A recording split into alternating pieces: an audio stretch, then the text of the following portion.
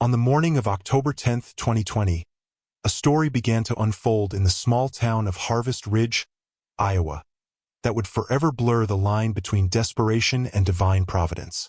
Harvest Ridge wasn't the kind of place people expected to make headlines.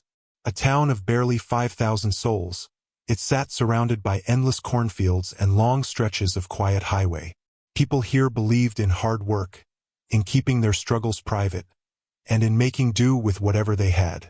And yet, behind one modest two-bedroom home on Oak Street, a family was being pushed to the edge of survival. Sarah Miller, once a bright-eyed accountant with a steady job, now found herself standing in her small kitchen, opening cupboards that were bare. Her husband, David, a carpenter by trade, had not held a steady paycheck in nearly a year. His woodworking shop, once the pride of his hands, had gone up in flames the winter before. The insurance company had stalled, questioned, and then denied their claim. The Millers had fought back at first, but lawyers cost money they no longer had. Their 3 children, Emily, age 12, Jacob, 9, and little Lily, just 4 years old, were too young to grasp the full weight of what their parents were carrying, but not too young to feel the ache in their stomachs. For 3 days, nothing of substance had passed through that family's mouth. Neighbors noticed the small changes. A local cashier remembered Sarah once buying snacks for the kids, but now she bought only the cheapest flour and rice if she bought anything at all. David, who once carried himself tall, was now seen walking the streets, knocking on doors, asking farms and construction sites for extra hands. He was turned away almost everywhere. And then came the moment that would crack open their private suffering for the world to see. On that October afternoon, Sarah gathered her 3 children and walked them hand in hand towards St. Anne's Church on Main Street. For years, she had avoided asking for help, determined to weather every storm with dignity. But the hunger in her children's eyes had become unbearable. Her pride had to yield to something greater, a mother's desperate instinct to keep her family alive. When Sarah reached the rectory door and rang the bell, Father Michael, the parish priest, was finishing his afternoon rest. He would later recall that the moment he opened the door, he felt a certain heaviness, a plea unspoken. He saw the hollow cheeks of the children, the trembling in Sarah's hands as she tried to speak, and he knew this was no ordinary parish visit. "Father," she said, her voice breaking, "we haven't eaten in 3 days. My children are hungry. I don't know where else to go." Those words, spoken in a whisper, would set in motion a chain of events no one in Harvest Ridge could have predicted. A family at their lowest point, a mother forced to surrender her pride, and a community about to witness something they would one day call a miracle.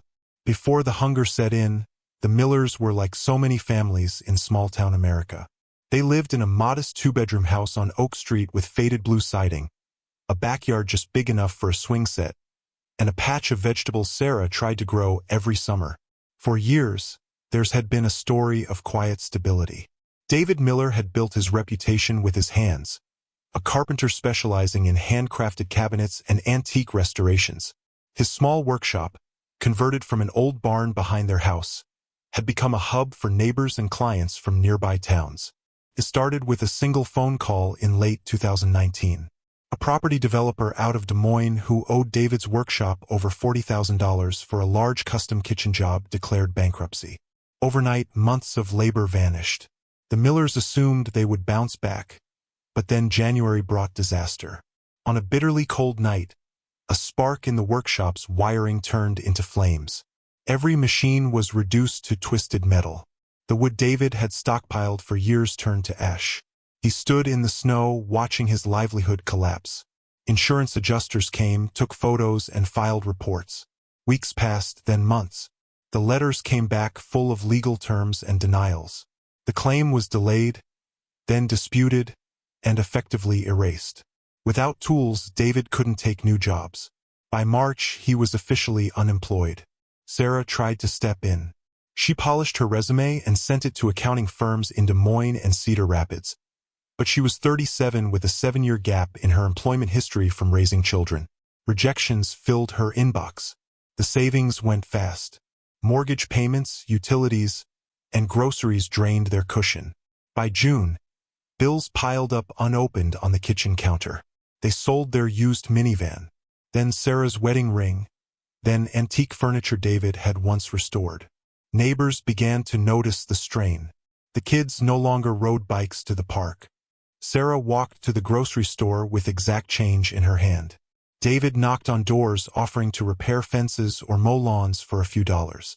By July, the line between survival and collapse blurred. Sarah began cleaning houses under the table, scrubbing floors for cash that barely bought cereal.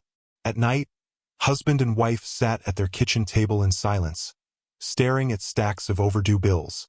"I feel like we're sinking," Sarah whispered once, tears streaking her face. "And no one even sees us." David took her hand, but the calluses that once symbolized strength now trembled with defeat. Pride kept them from asking for help sooner. They attended church quietly every Sunday, dressed neatly, smiling politely. Few knew that the Millers often skipped breakfast to make sure their kids could eat. By the first week of October, the cupboards were nearly bare. The phone line had been cut. On October 8th, Sarah opened every cabinet, desperate to find something, anything, for dinner. She found half a jar of peanut butter, a handful of flour, and a box of herbal tea. She mashed the peanut butter with stale bread crusts, called it a special recipe, and served it with forced cheer. Her children ate quietly, though Emily noticed her mother's plate was empty. "Mom, you're not eating," she said. Sarah smiled weakly. "I'm just not hungry." In truth, she was starving, saving her share for David. That night, she tucked her children into bed with a prayer whispered into the dark. She didn't know if God was listening. She didn't know if heaven even saw families like hers anymore. But as she lay awake staring at the cracked ceiling, she resolved one thing. The next morning, she would do what her pride had long resisted. She would take her children by the hand, walk them to the rectory, and ask for help. That choice, humble, desperate, and born from a mother's love, was the step that would open the door to the extraordinary. When Sarah Miller reached the old brick rectory of St. Anne's, her hands were trembling. She had walked the 2 blocks from Oak Street with her 3 children trailing quietly at her side, each step heavy with humiliation and fear. The rectory was not an imposing place, just a simple 2-story house beside the church, its white shutters peeling from years of Iowa summers. Yet to Sarah, it felt like a wall she was about to break through. She swallowed hard and rang the bell. Inside, Father Michael was finishing his afternoon nap. The moment he opened the door, he felt a weight in the air, a plea unspoken. He saw the hollow cheeks of the children, the trembling in Sarah's hands as she tried to speak, and he knew this was no ordinary parish visit. "Father," she began, her voice breaking, "we haven't eaten in 3 days. My children are hungry. I don't know where else to go." Father Michael stepped aside immediately. "Come in, my dear. Bring the children." He led them into his living room. The children sat on the couch, wide-eyed and silent. The priest returned with a tray, a pitcher of milk, a plate of crackers, and a jar of peanut butter. "Here, little ones, eat first." Within minutes, the children were devouring the food with a hunger that was painful to watch. Sarah sat quietly, tears streaming down her cheeks, feeling both gratitude and shame. Father Michael noticed and gently placed a hand on her shoulder. "You have nothing to be ashamed of. Asking for help is not weakness. It's love." Bit by bit, Sarah told him everything. The unpaid invoices, the fire that destroyed the workshop, the insurance company's refusal, David's endless search for work. "I thought I could protect them from this, but I can't anymore," she said, her voice cracking. Father Michael listened without interruption. "Sarah, you and your children are not alone. The parish has a small emergency fund. It is meant exactly for situations like this." He walked to a small wooden cabinet, pulled out an envelope, and pressed it into her hands. Inside was $200 in cash, collected from parishioners for those in need. Sarah shook her head, overwhelmed. "Father, I can't." "Yes, you can," he interrupted gently. "This is not charity in the sense of pity. This is community. Take it and use it to feed your children tonight." Her fingers closed around the envelope. Felt heavier than money. Felt like a lifeline. "How do I thank you?" she asked. "By keeping faith," the priest replied simply. "By remembering that even in the darkest times, God sees you. He does not forget his children." When Sarah left the rectory that afternoon, her 3 children walked beside her, their bellies no longer aching, their faces brighter. In her hand, she held the envelope, the first flicker of hope. Yet none of them knew that this simple act of courage, one mother knocking on a priest's door, was only the beginning. What awaited them in the hours ahead would make even this moment of relief seem small. The miracle at the supermarket. Late that afternoon, Sarah Miller walked into the family mart on the edge of Harvest Ridge with her 3 children at her side. She gripped the envelope Father Michael had pressed into her hand. $200, more money than she had seen in weeks, felt both like abundance and a fragile rope keeping them from falling deeper into despair. The children's eyes darted from one aisle to another. The bright lights, the neatly stacked shelves, the endless rows of food. It was overwhelming. Sarah had a list: bread, milk, rice, pasta, canned goods, fresh fruit and vegetables. No luxuries, just enough to stretch for a week. Still, the children couldn't help themselves. "Mom, can we get yogurt?" Jacob whispered hopefully. "Cookies, Mama. Please, cookies." Little Lily whispered with all the urgency of a 4-year-old. Sarah's heart ached. For weeks, she had denied them every small joy. She nodded once. "We'll see. But only if we can afford it." They moved aisle by aisle, filling the cart with basics.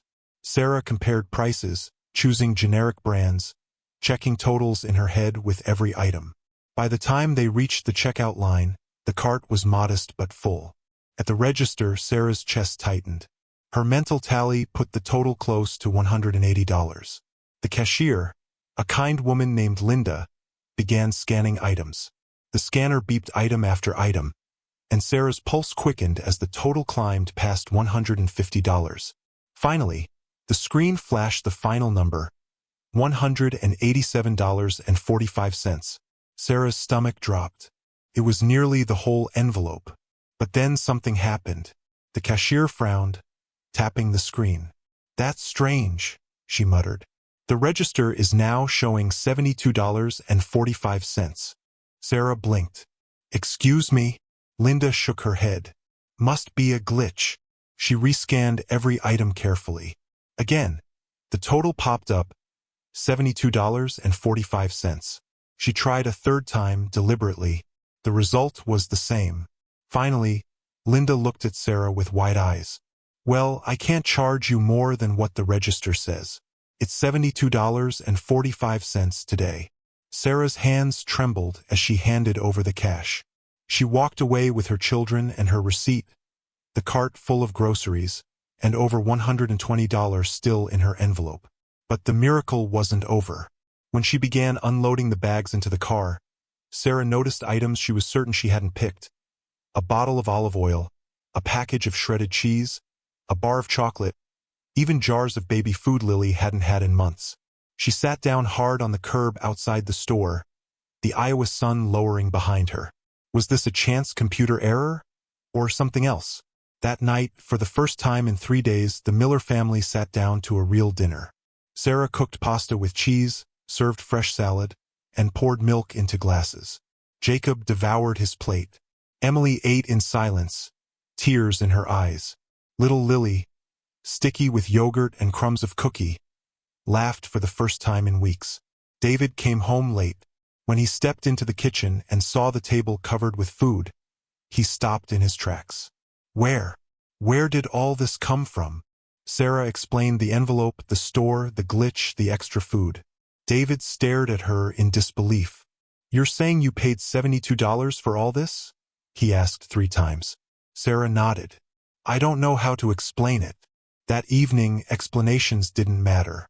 What mattered was the sound of forks on plates, the giggles of children, and the quiet sobs of 2 parents who had carried the unbearable, and for the first time in months, felt the weight lift. But deep in Sarah's chest, one thought pulsed like a heartbeat. This isn't just luck. Something greater is at work here. And she was right. The strange grace of that supermarket was only the first whisper of a miracle that had only begun.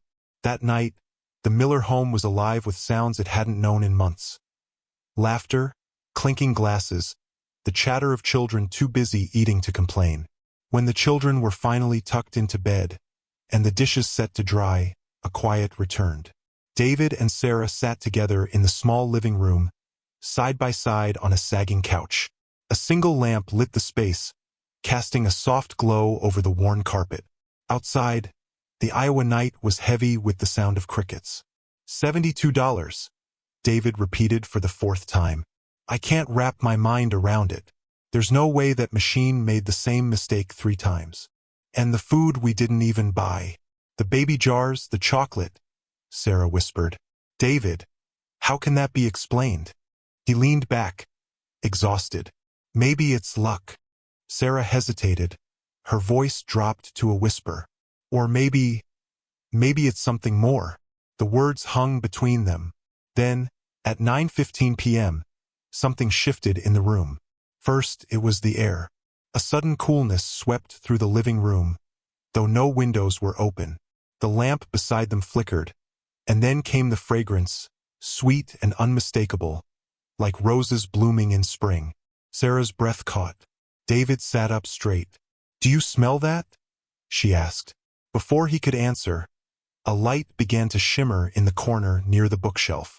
At first, it was faint, but it grew brighter and softer at the same time, filling the room without blinding their eyes. David gripped Sarah's hand. The light shifted and slowly became a figure. A woman stood before them, radiant yet gentle, clothed in a flowing white robe with a mantle of sky blue.